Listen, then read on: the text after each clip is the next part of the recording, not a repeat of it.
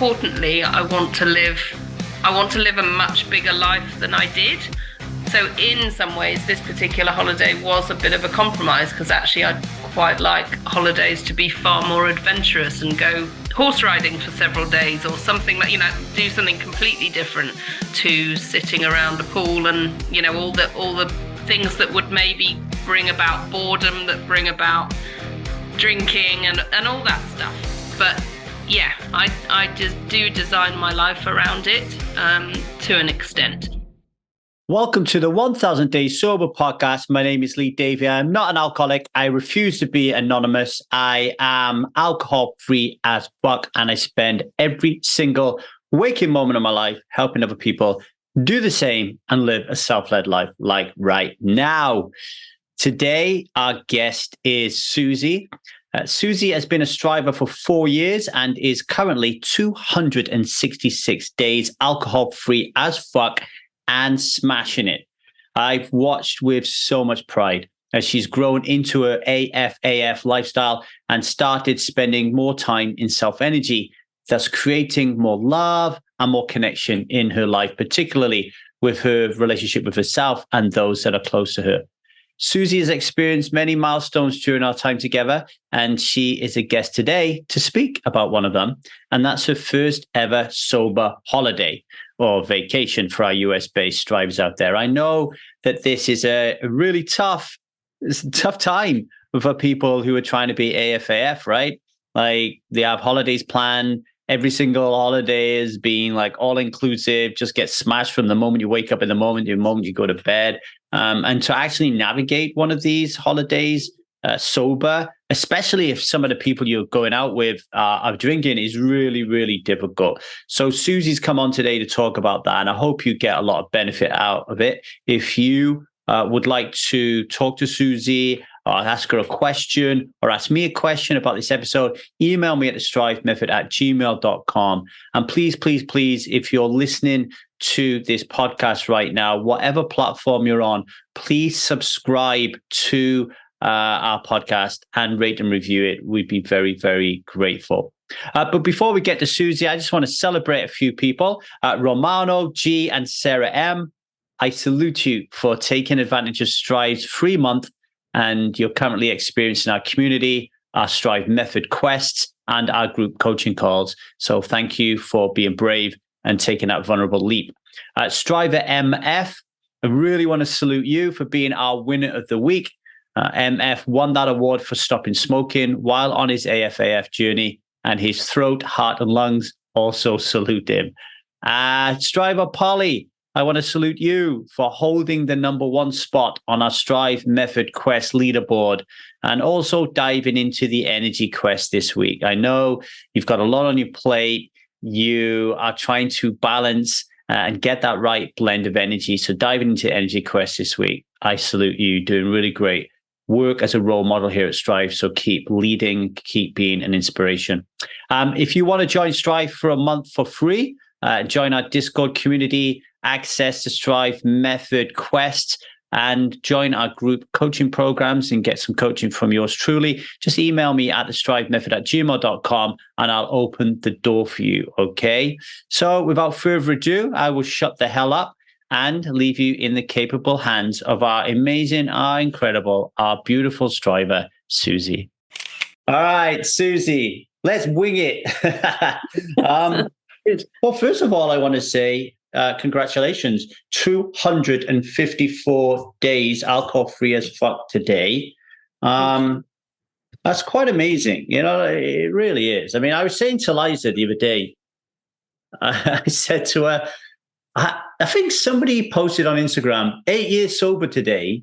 And I said to Liza, I don't get that. Like, why, when you're 8 years sober, isn't that just who you are? Like, why do you want to celebrate like who you are? It just becomes who you are. And Liza said to me, well, no, like for a lot of people, it's those days are really important. Even if you go into like 8 years, 9 years, 10 years, 20, 30 years.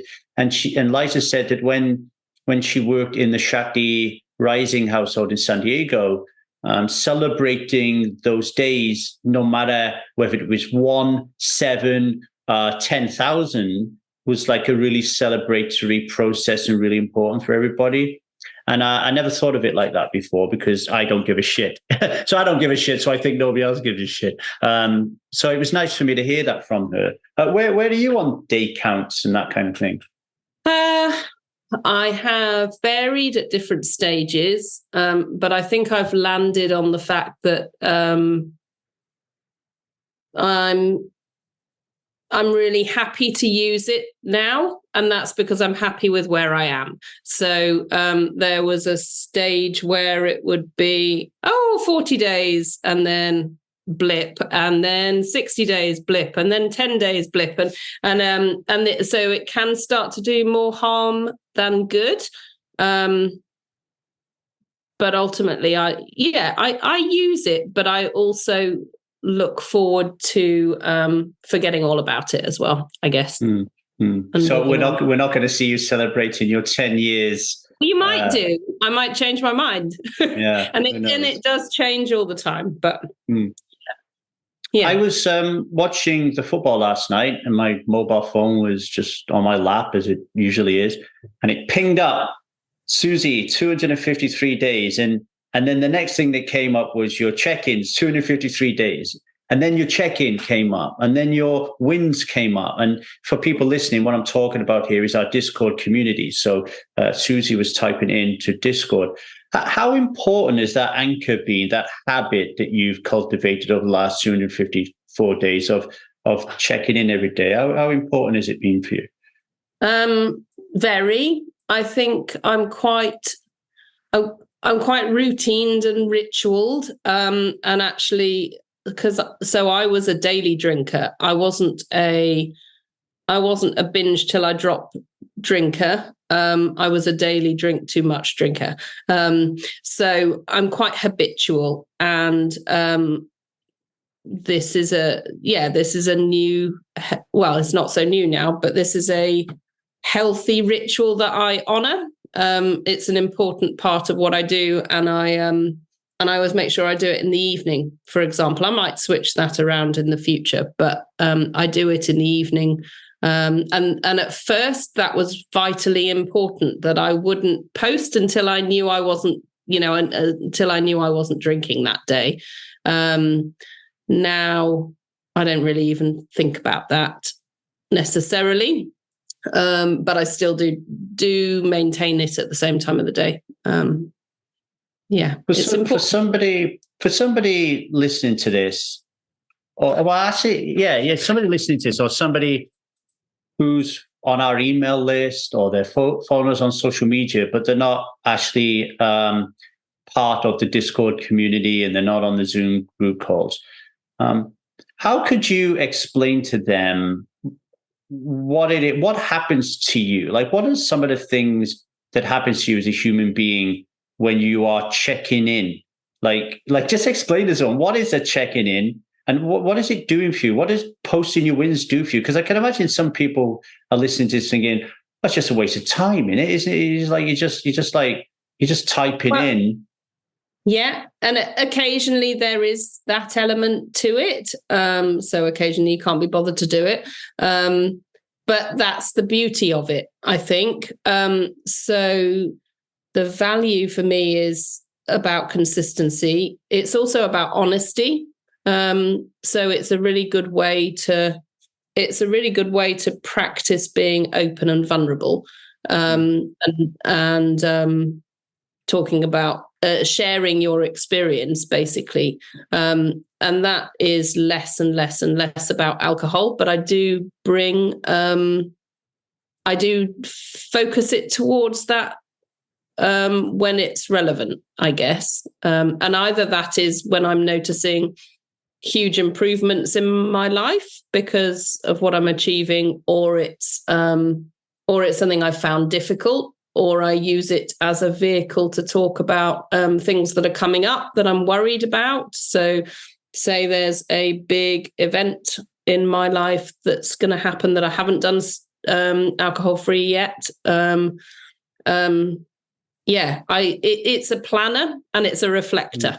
And it's also really important to share your experience, I think, because it helps others. and other people open up when you are sharing. They also give you support because they give you ideas or feedback on what you're talking about, really. It's really good for accountability, I think. It's so part of what I do now that I don't really think about it that often, but it is important to do so. But a big element of becoming alcohol free, I think, is learning to be comfortable with the uncomfortable. So talking about your experience and your fears and worries, as well as your successes and your wins, is really important. I like the fact that you touched upon serving others, in posting, you're actually inspiring other people. And more than that, you're actually becoming the cornerstone of the community. It's like I run several groups, as you know, like I have a men's group, I have a poker community that I run as well. And at the moment, not a single soul will post in Discord in the men's group. And I have people in the poker group going, well, nobody's responding to my post, so I'm going to drop out. And I'm like, well, yeah. And if you drop out, then the community ceases to exist. So somebody has to go first.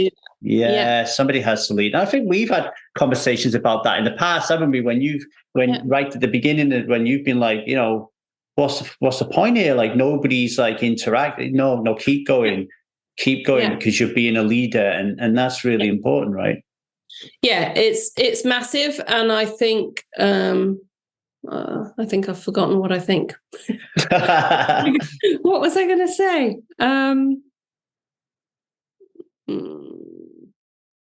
I think a massive part of successfully becoming alcohol free is community. So there are phrases. So I'm not big on AA, for example, but there's elements of what they do that I think we actually automatically do because there's lots of good stuff out there. And one of the big elements is community and connection. But you learn so much by reading from other people's experiences and other people's struggles. You learn a huge amount, and you get a lot of me too. And that helps make the shame that you feel and the lack of trust that you feel within yourself shrivel up by talking about it. Because the more people talk about these things, the more they realize me too. And the more you read somebody else having exactly the same experience, you start to realize, okay, this isn't me. This is the drug. And this is what it's doing, because everybody's saying this about this. Everybody has this experience, and before you know it, you unravel a problem. And for people listening, I'm sure Suzie will back me up here. There's an element of taking your time as well. So, as a guide and a leader, I see people who post and they're very open and they talk about feelings, they talk about challenges, they share the things that are tripping them up and the things that are dragging them above the line. But then you get other people who check in and it's very kind of rudimentary, right? It's like today I went to basketball and then I came home and I ate fried chicken for dinner and then I went to bed. And it's very rudimentary. They're not going into feeling. And then you get other people you can see who are sort of talking about their feelings, but they're not really quite. It's almost like a little plea for help, like witness me and see that there's something going on. And so if you're listening to this, don't feel like if you join AA or you join Strive, and I've got to emphasize, like what we're talking about here, connection and community. It's not just about being alcohol free. Me and Liza were talking about this the other night, that we're missing community and connection where we live and we don't drink, right? So you don't have to dive straight in with, oh my God, guess what? When I was younger, I was raped, right? Like just be like, just talk about what you're doing and what you do for a living and just gradually get there. That's what you did, right? Yeah. Yeah, totally. Totally. And you go at your own pace and with what you're comfortable with. And you also, you change massively, particularly when you start to gain momentum and your nervous system calms right down. The more days that you get under your belt, you start to rely on yourself. And so you start to talk in different ways, and talk about different things. But it's also hugely valuable when you're in early days to talk about triggers coming in left, right, and center, and struggles and fears, and you don't have to. But for me personally, that helped a lot.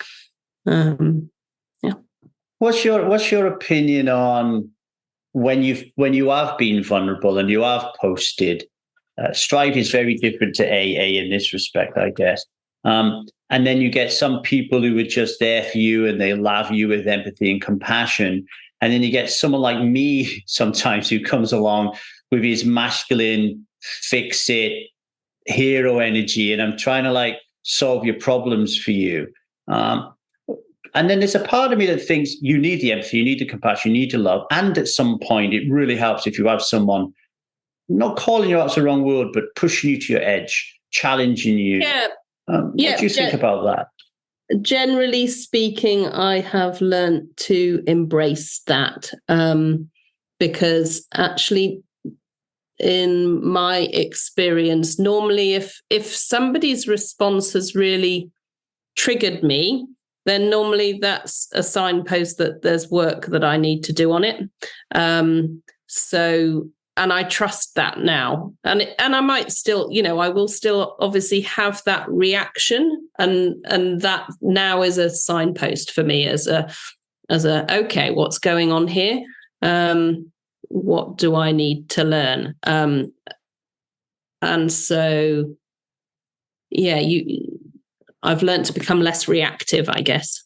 That's powerful. If you're listening to this, folks, what Suzie just said is super powerful. It's because it really helps in conflict situations. It helps avoid conflict, really, because rather than being meeting somebody with aggression and being hey, I don't like the way that you're talking to me, et cetera, it allows us to self-reflect and go, oh, wow, how can I take responsibility for the way I'm responding to the fact that someone's just told me what to do and I don't like that? Do I have an issue with control? Yeah. Do I have an issue with approval? Do I feel unsafe? Where's that coming from and what work do I have to do? And if we just respond with, get out of my face, I'm going to run away from this community because I don't like it, you could be missing out on a really valuable piece of growth, I guess is the word. Yeah. Totally. So I've got one example about this. So someone in our Strive community, and this is going back quite a while now, used to suggest that I would eat earlier, but I was still locked into really struggling. And eating earlier was like, I don't want to do that. And it actually became quite a thing. And, and I was kind of aware of it, but I became increasingly aware of it. And I became increasingly aware that was just the booze bitch on my back. And now it is definitely me that drives us eating earlier than later. But yeah, that's a classic example of finding some advice, really confronting, and then realizing that actually was where the gold was, really. And it's not just about being alcohol free as fuck, as I like to say as well, is it? Because I was listening to a podcast lately. It's a great podcast. I think it's a Diary of a CEO. And the guy that he was interviewing was the lead who plays Deshane in Top Boy. His name's Ashley something. I think it might be Ashley Walters. It's a brilliant podcast. And Ashley Walters, he's talking about how he has a rift in his marriage because he is built to fix every problem his wife brings in. He said on the podcast, like the thought of me sitting down and listening to my wife talk about her problems just terrified. Like it just doesn't make sense to me. if I can't fix her problems, then there's no point me existing. Like, he was really extreme, And I bring that up because for me, Strive has helped me to become more empathetic and more compassionate, because I have tried to fix. Then I've been met with resistance and defensiveness, and people asserting their boundaries. And then that's made me realize, oh, okay, this one-dimensional way of leading and guiding and pushing people doesn't work. People need, I think it's David Burns says, empathy has to come first before anything. If there's no empathy, there's nothing. And I really know for many years when I created Strive, I was always leading with fix it energy versus empathy. So the whole community has really helped me. People like Anna, for example, when she posts, Laurie is another one. Like, I read their posts, I'm like, whoa, like, this is so empathetic. This is so compassionate. And then you then try to put a bit of that into your post. So it's a really good learning ground, isn't it? Yeah, it is. It is. And I'm getting better with that personally, but I can also leap into fix it energy with other people at times. Yeah. Yeah, you learn a lot. And the reason I wanted to thanks for all of that, and the reason I wanted to get you on here is to talk about sober vacations, or sober holidays. I say vacations now because I'm half American. Look, I mean, it's a big, huge thing, right? I was talking to Doug Gelling this week, actually, the podcast that was out before this one. And Doug was saying, look, there were just times when I drank. There was no thinking about it. It was just par for the course. And one of those was, the sunshine comes out, I'm going to drink today. I don't think about it. I'm in the matrix and I'm just going to go do it. And for a lot of us, vacations and holidays are like that. We're ready and preparing to go on a vacation or a holiday. And we know that it's going to be a lot of alcohol involved. And that is really difficult for us. You just went and just smashed it in terms of not drinking. That's not to say that you had the most fabulous time. We'll talk about that. So I really want to talk about how it was for you. And maybe we could start by planning holiday. Like, let's start by, like, you're planning it. And what goes on for you when you're planning it, Suzie? Well, this year was quite an interesting one because I didn't have the time necessarily to put into it that I would have liked, and it actually wasn't necessarily the safest sober holiday, I guess. But I also knew and trusted I would handle it now. So I'm far enough along that I do trust myself to deal with things. But in terms of planning, I did think it through quite carefully. So, for example, this year we went half board, but I decided against all-inclusive. So all-inclusive is a stage that I wasn't comfortable with yet, for example, that it would just be too easy to go to the bar and order anything that you wanted. And I didn't want to put myself in that sort of knee-jerk scenario. But yeah, there was planning. There was planning around sort of the difficult times of the day. So for me, that now would be the evening mainly. And actually, so I chose a half board solution. Not stupidly, but knowing that means I could eat, because as soon as I've eaten, I'm not bothered. Yeah. So that's possibly as far as it went for this one. In some ways, I'd like to be designing a completely different styled holiday in the future, but it's a family holiday, so it was around working for everybody. Let's just stop there then, because that's really important. What you're talking about here is actually bringing more consciousness to the whole vacation holiday arrangement. So when I was young, when I was drinking, for example, the organization of an holiday would literally be, where's the sunshine? Where's the party going on? How much are we going to spend? And it has to be all inclusive because it's going to spend too much money if we go out, right? Like, and that just became, again, part of the course, right? You just, that's what your holiday is like. You wake up every morning very early, you put a flip-flop on one lounger, a flip-flop on another, a book on another, get there before the Germans, go back to bed for an hour, and go out and be in the sun all day. And that kind of sticks in your head that is what it is. What you're saying is, no, let's put some more thought into this as a way to protect our sobriety. Because what you're saying is, I think, and please touch upon this more, how you change and organize your environment is really important for your sobriety. And just because you think you can't, you're changing your environment and you're kind of like out of control because you're going to a different country. That's not necessarily so. You can help change that. That's what you're saying, right? Yeah. So I everything I operate from now puts sobriety as my number one priority. And if I can't safeguard something in a way that I'm comfortable, then I won't do it. But more importantly, I want to live a much bigger life than I did.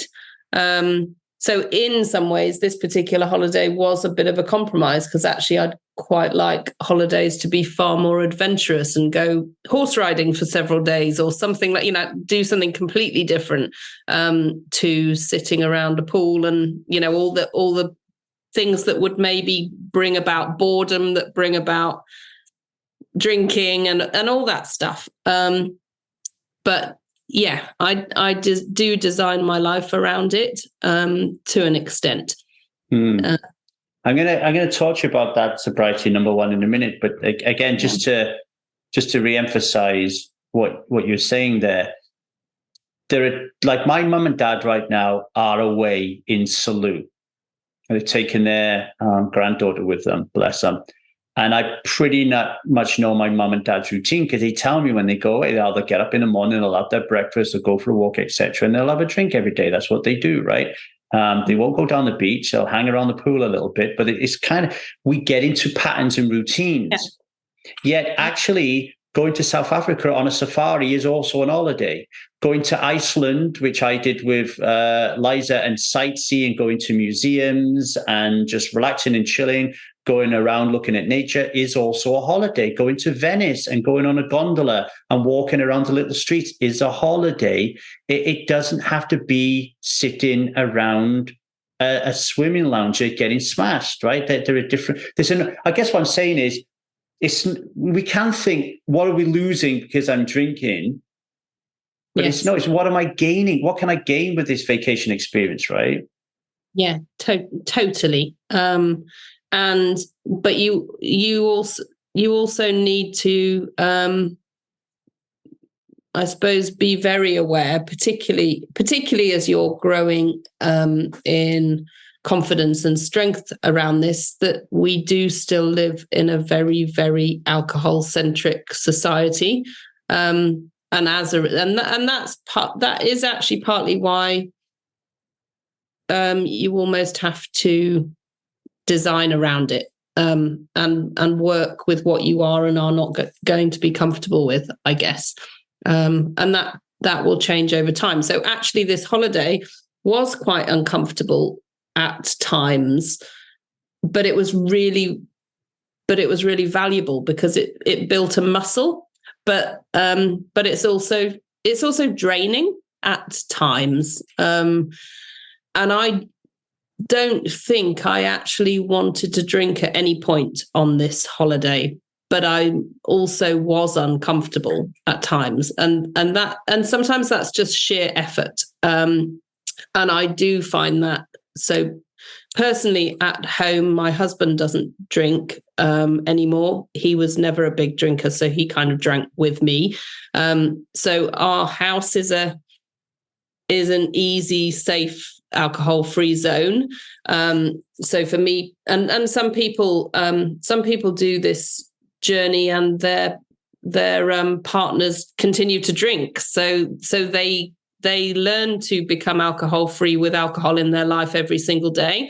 And I'm both deeply grateful that I don't, but also can see how that would just normalize it straight away. And once you've nailed it in your own environment every day. So, but for me, things like Christmas and holidays and things where I'm suddenly surrounded by other people and then alcohol floods in, basically, that I can find that quite draining. So yeah, in some ways it was very useful to build that muscle. And normalize it. And the more you normalize it, if I think back to sort of day ones or the first experiences I had when I would go out to a restaurant, they would be excruciating. And now it's just mildly uncomfortable at times just because it's there. And soon that will be, it doesn't even register. And there were plenty of occasions and times on this holiday where it won't have even registered. I've reached that point in some ways, and then I haven't in others. So yeah, it's kind of an awareness around those sorts of things, but also having your own back is really important, I think, and a big part of it. Hi Strivers, a quick pause from our regular programming for a golden ticket you won't want to pass up. So October's looming, and you know what that means, Sober October. So if you've been wrestling with a booze or just want to give sobriety a test drive, then I've got a deal for you.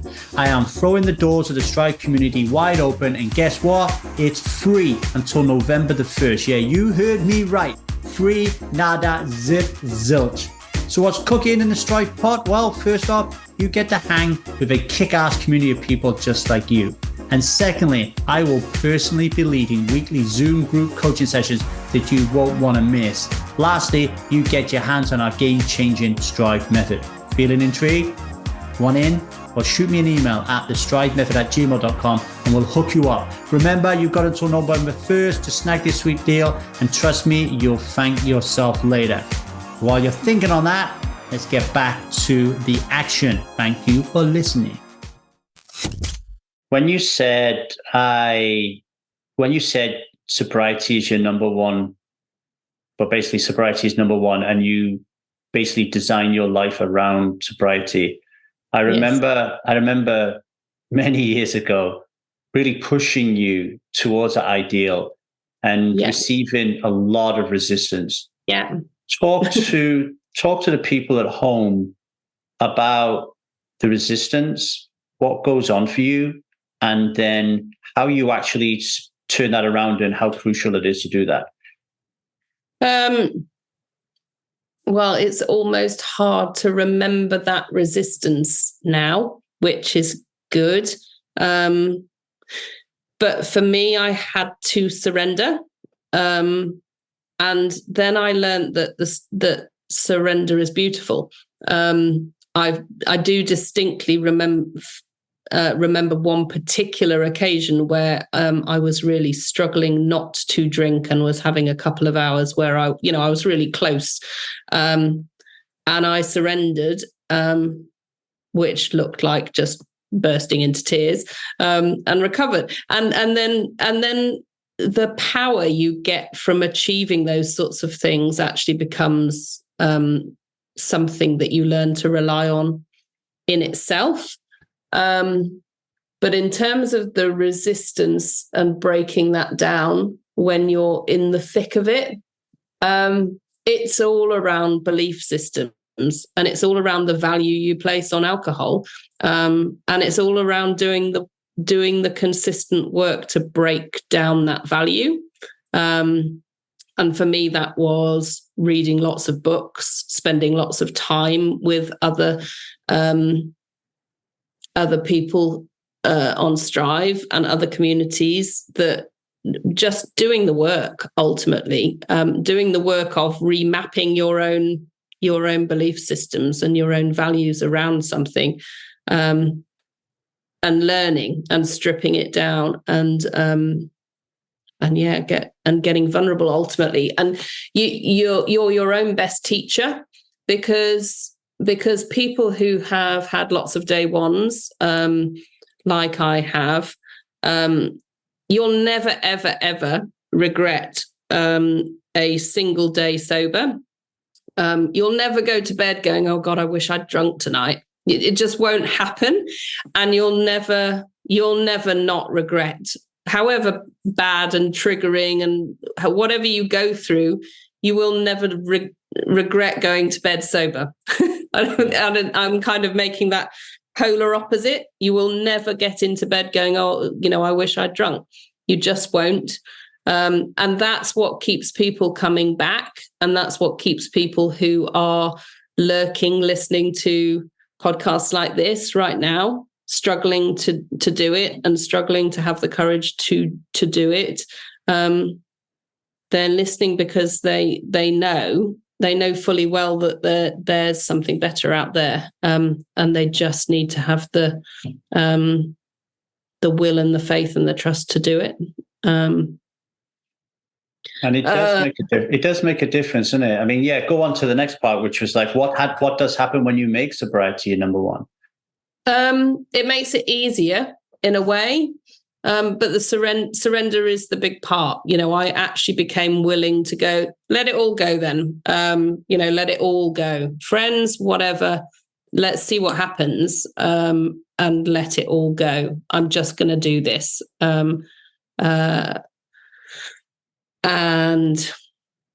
And what happens is stuff happens.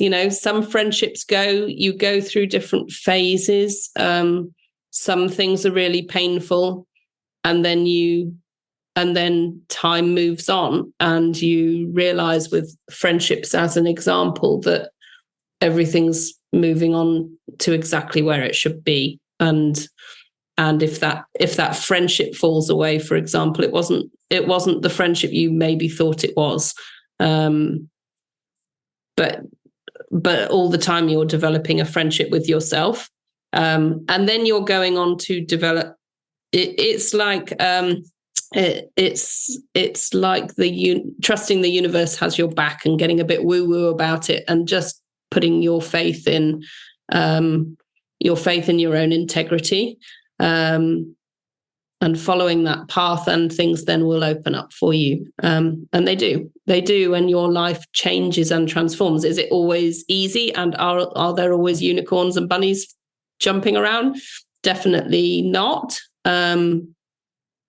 But it becomes, it's just worth it. It's worth the effort. It's like the Brené Brown phrase of I'll spend time with you if you're in the arena, and if you're not, jog on. Jog on. Jog on. It's like, and it's worth remembering, when Suzie just said something about having faith in your integrity. Yes. I think it's really important to remember that a big vital part of integrity is getting back into it when we fall out of it, and absolutely making it a given that you will fall out of it. Like, we will not go from birth to death staying within integrity. We have to be practiced and feel what it's like to be out of integrity, to disappoint ourselves, disappoint other people, but then to make it right. And that's what day ones are all about, right? Yeah, they are. And I don't regret a single one of them now. If I had one tomorrow, I wouldn't be saying that. You never feel that at the time. It feels excruciating. The more effort that you put into getting this, the more painful it is when you fall. However, you have to just keep getting up and moving on, and keep doing it, and it will stick. It can be quite brutal. There are other people, of course. That will go for something, and then they'll just they'll just sail on straight away. Lee, you were one of those people. Yeah. And there are plenty of people who will do that. I wasn't one of those people. So, but there's beauty in the tenacity that I built around that, I guess. Yeah. I definitely know trust myself more. Yeah, in our relationship, as me as a guide, so to speak, and helping you get from A to B, not from A to Z, just from A to B, maybe from A to A plus.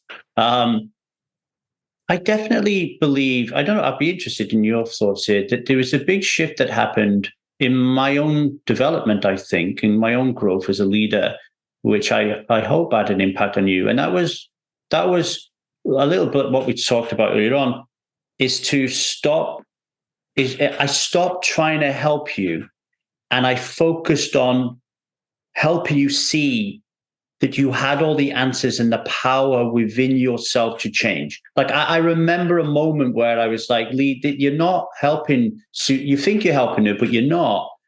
This is a super powerful woman who has everything she needs to change within herself. And if you can get her to see that, instead of holding her hand and dragging her out of the bar, so to speak, she'll get it.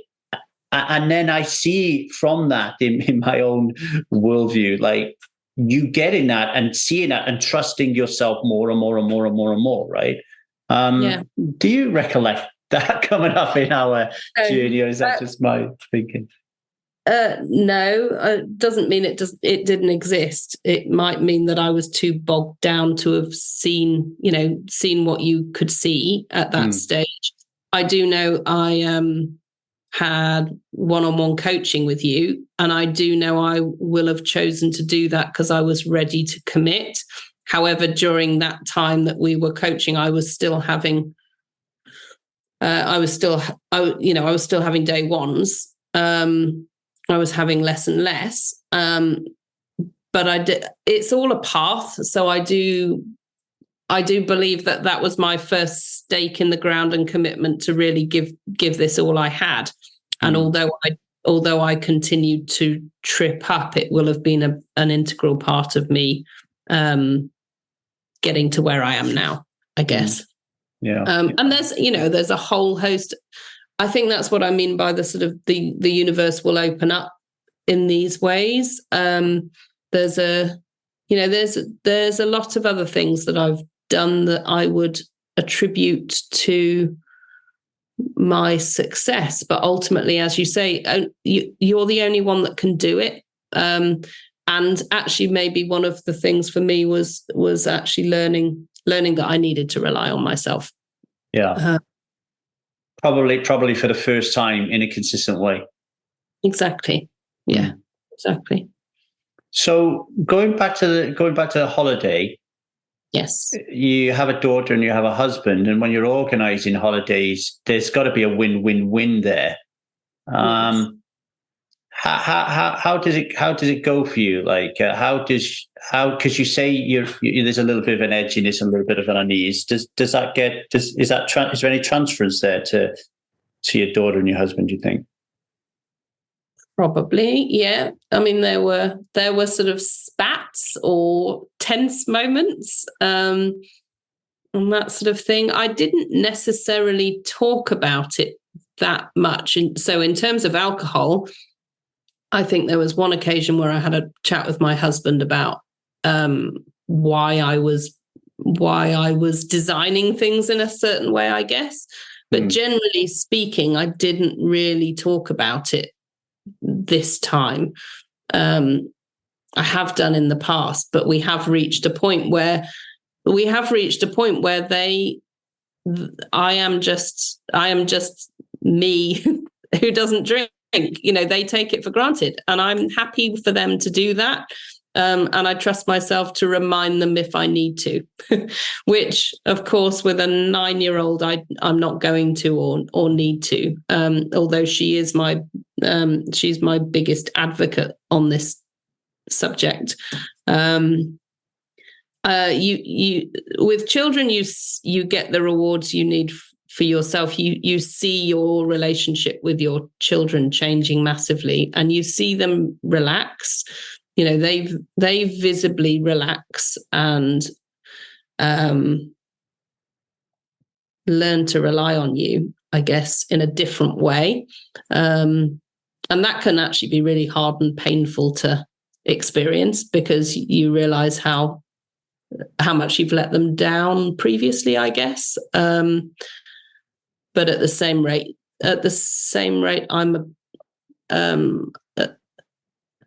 I don't dwell on that sort of thing too much, because there's a whole world out there who will never even try to get to this point. And that's just life and reality. And I was one of the, you know, my parents always drank. So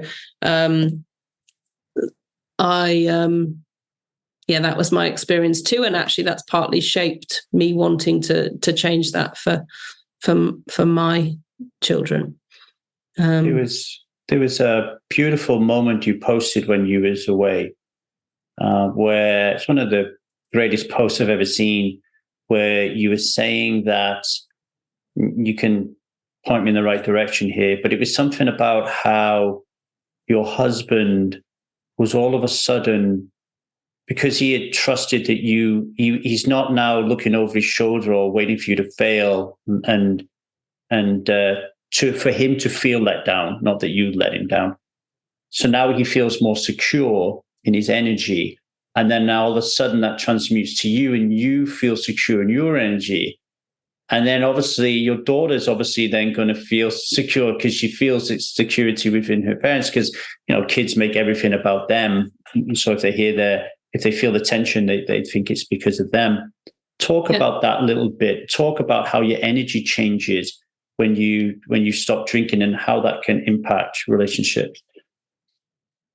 Well, it doesn't necessarily at first, when you are in the thick of early days, because sometimes actually you're a load more tense at different times, because you're working really, really hard to achieve something.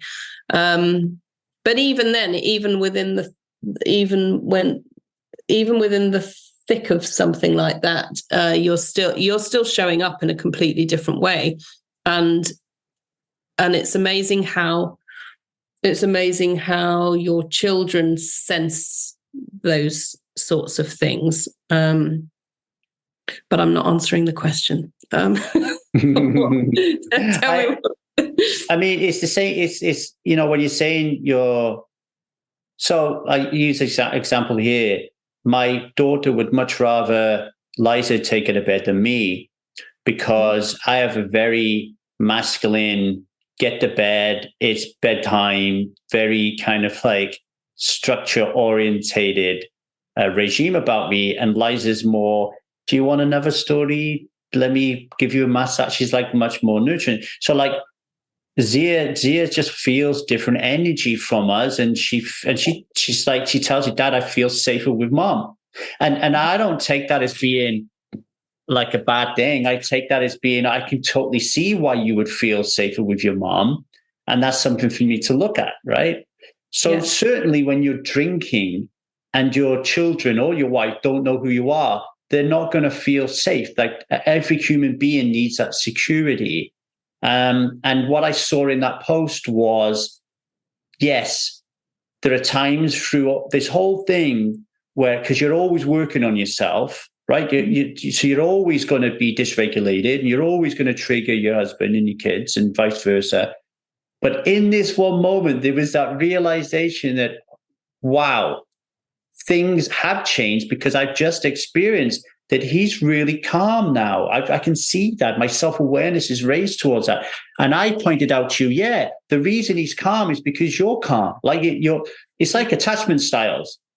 If you're avoidant and he's anxious, you're going to repel each other. That's what. Yeah. But now you've moved more into secure. Yes. He's moving more from anxious into secure. And then that makes you stay insecure, because you don't need to be avoidant anymore, because he's not as needy, right? I imagine. Like, I imagine there's times he can be needy, but in that post, there was no neediness. There was just, he is secure. So I now feel secure. And that's a result of no drink. Yeah, totally it is. And you find your voice in a very different way as well. You learn, you don't even consciously learn it, or I haven't consciously learned it, but you learn to demand respect, because firstly, I think you're just generally respecting yourself. But you're also just conscious and calm and are able to say what is and isn't okay for you. And if something isn't okay for you, you will deal with it. But yeah, in terms of your own family relaxing around you, you just see it, and it just happens. And if it's not happening, you also learn to distinguish what's on them and what's on you. So, I do read about some people whose partners maybe aren't trusting them and actually are causing a lot of triggers. And I've had that in the past as well. So my husband used to say, and it used to really wind me up, he used to say, "Are you safe?" So if I was sounding wound up on a phone call, for example, he would say, "Are you safe?" And I should see that, I should potentially see that as really caring, but it really wound me up. And it used to be a real, well, I was safe, but I'm not sure I am now, because it triggered me. But I don't remember the last time he asked that question. Yeah. But yeah, I think the point I was trying to make is you do learn sometimes it's not about you. It's about the other person's fears or worries or need for control or whatever that might be. Yeah. And you recognize that more the more work you do on yourself. So yeah, what I think happens in Strive is we really are raising our self-awareness. So yes. Then all of a sudden we can see that our partner's inner child is activated and they're trying to get us to change. So in that moment, we can see that it's not about us, it's about them. And then we can move into this empathic, compassionate self to be there for them without doing it below the line. Like, this is your shit to fucking deal with, not my shit. Right. Or not even shouting or using like words. It's kind of like, yeah, but that's your problem. No, recognize that they've got an issue and then just listen to them and be there for them. And all of this shit is so difficult. Like this morning, I said to Liza, "How you doing?" And she said, "Not good." She told me about a situation that was going on for her work-wise, and I'm having a conversation in my head. Like I even now, I'm still not natural at it. I'm having a conversation in my head. Shit. Here's the moment. You've got to show up. What have you got to do? Don't fix it.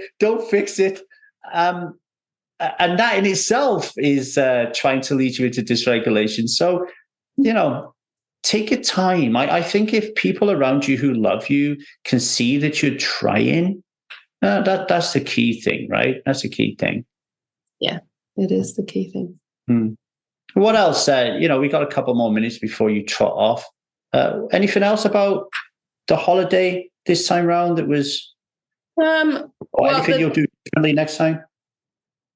Well, I'll bring last year's holiday into it for a brief moment. One is to see how far I've come along, but two, I am. Last year, we went away for 2 weeks again, and I drank for 5 of those days.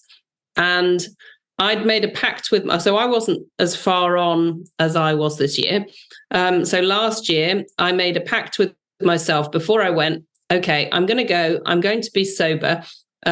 However, if I'm really, really, really miserable, I probably will drink. That's kind of the attitude I went into last year's holiday with. And of course, that teeny tiny maybe is all it takes to, of course, ensure that your holiday is absolutely horrendous until you drink. So I did drink. I had 4 nights running where I drank, but I made a pact with my husband that I wouldn't drink getting ready. So I would have a couple of glasses of wine with dinner. But the powerful thing for me was that I continued all the good habits that I'd been generating, because I was largely alcohol free by this point. And so I carried on journaling. And normally I would journal in the morning, but on this holiday, I was journaling after I'd put my daughter to bed. So after my 2 glasses of wine. And so I wrote for 3 pages every day how much I wished I hadn't had those 2 glasses of wine, how I preferred my fully present state. And it was the best thing I could have possibly done, because I finally broke down. And by the way, I'm not giving anyone permission. I'm not giving anyone permission. However, really deeply, without even realizing it, I was really deeply experimenting, because I was writing about my experience during my experience. And what I did was talk myself out of moderation. So before that, I'd had this, if only I could be one of those people that could drink, a couple of glasses of wine. And there I was drinking a couple of glasses of wine, totally capable to hold a pen and write for 3 pages, and showing myself that I didn't actually want that. So it's the best thing that could have happened. And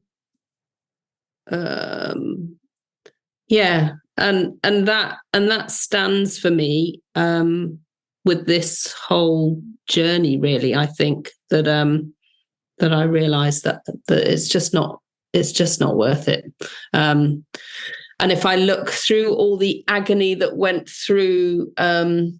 went through for those 4 days, the nicest thing about the rest of that holiday was then really freely not drinking, because I just proved to myself that it wasn't what I wanted.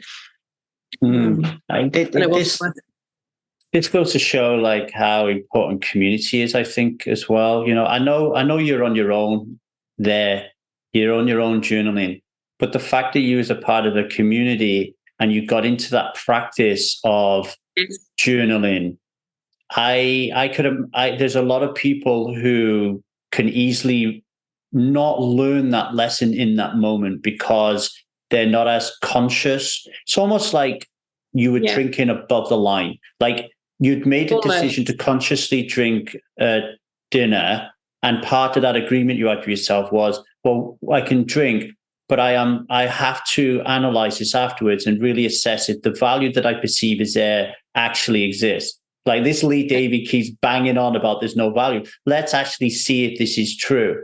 And then you realize, well, actually, the value that I'm getting is either 0 or it's barely perceptible, or actually I can now feel that the gains that I get from being sober far outreach anything that I'm getting with these 2 glasses of wine.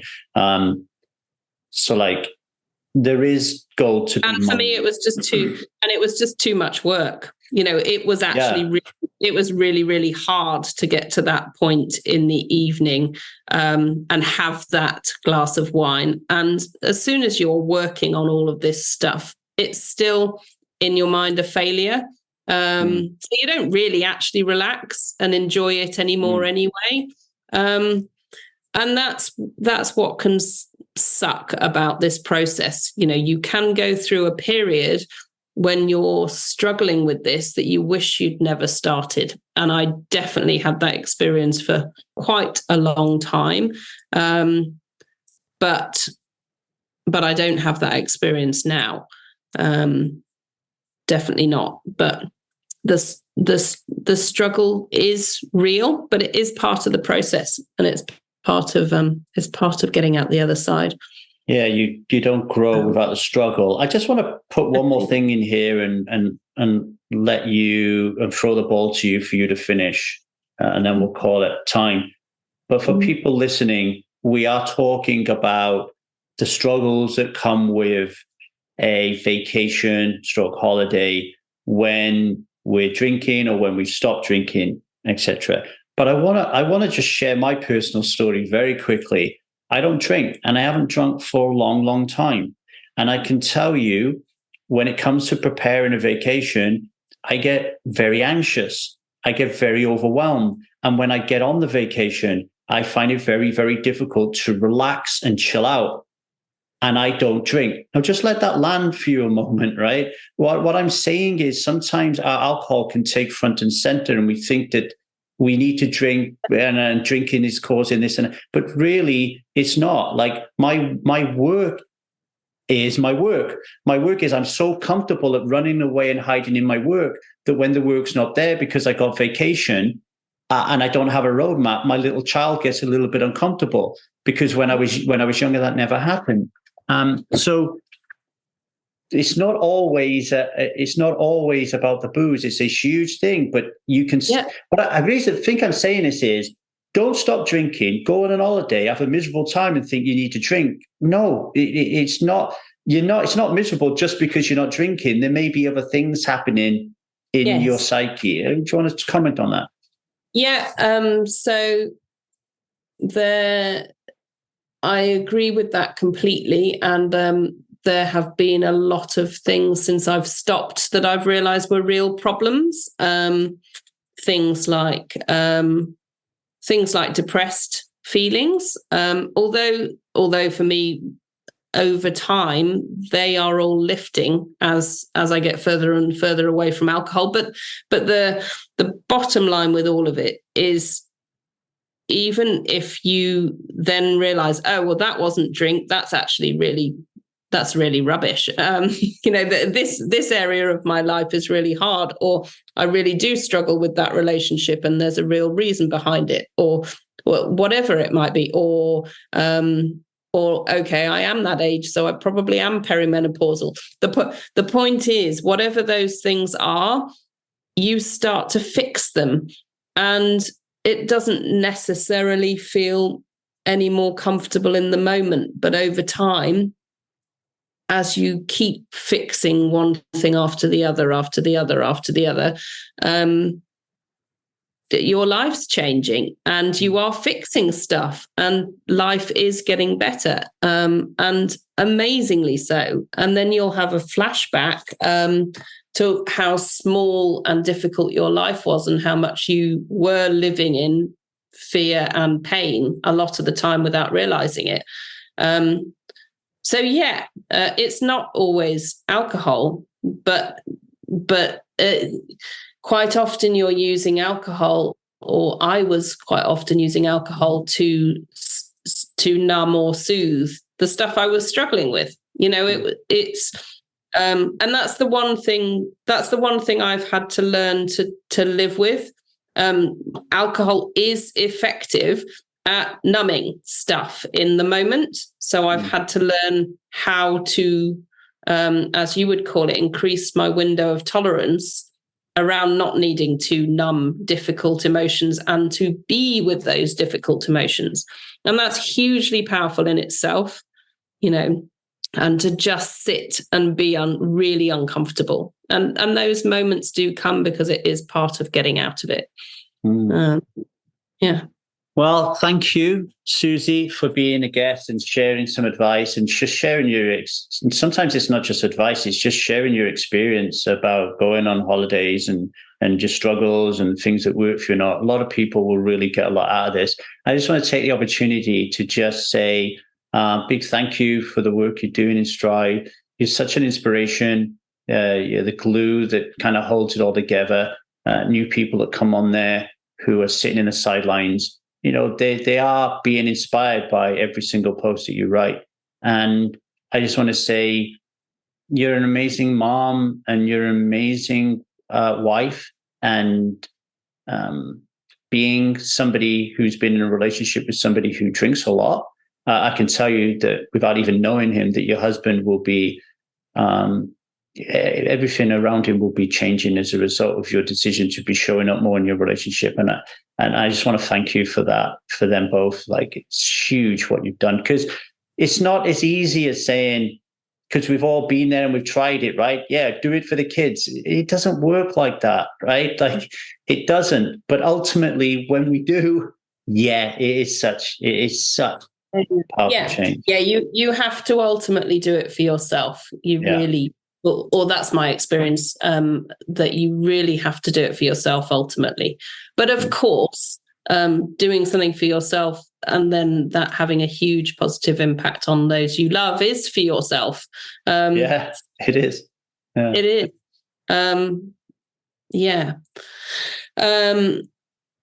And thank you, Lee. Thank you for all your dedication with Strive, because you were the safe place for me. You always were, whether I was really struggling, whether I had stopped even trying. You're the only community that is a safe place to be, warts and all, I guess. And in being allowed to be that, it's taken me quite a long time, but in being allowed to be that has made me feel safe enough to finally nail it.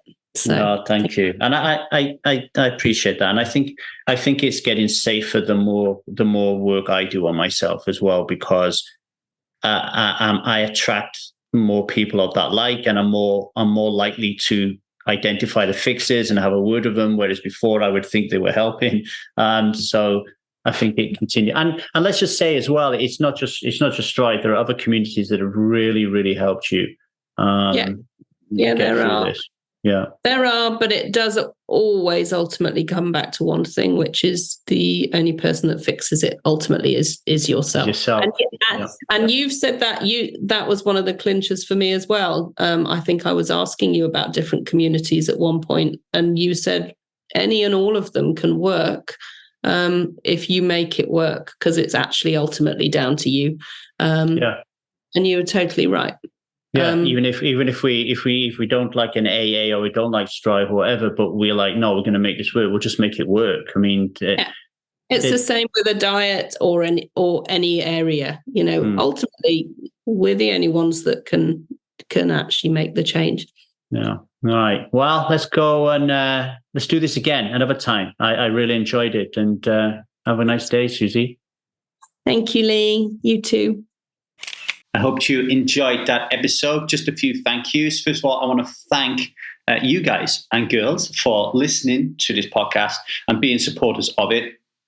Many people stop drinking alcohol just by listening to this podcast. I get a lot of people reaching out to me, thanking me for that, right? So give this to somebody as a gift today, or rate and review the podcast. If you can rate and review the podcast on your local podcast player and tell somebody about it, you could change somebody's life today, okay? So thank you for listening, and thank you in advance for that piece of service.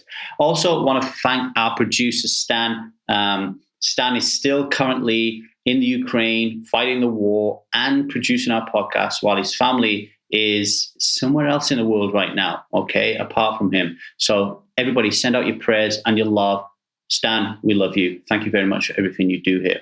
For you out there, if you are starting to think about, contemplate, reflect on your relationship with alcohol, you do not have to do this alone. Yes, you drink alone, but you don't have to stop alone, okay? And if alcohol is not your thing, but you are starting to feel that you actually are living a parts-led life, the ego is getting in the way too much, so you're not happy with the way life is going, then reach out to us at thestrivemethod@gmail.com. Just say, Lee, and just tell me what is on your mind, and we'll start to have that conversation.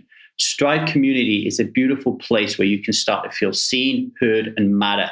It's where you can get community, and it's where you can start practicing what we call the 8 C's of self, our core values, right? Of creativity, curiosity, connection, compassion, courage. I can't remember the rest of them, but there's 8 of them, right?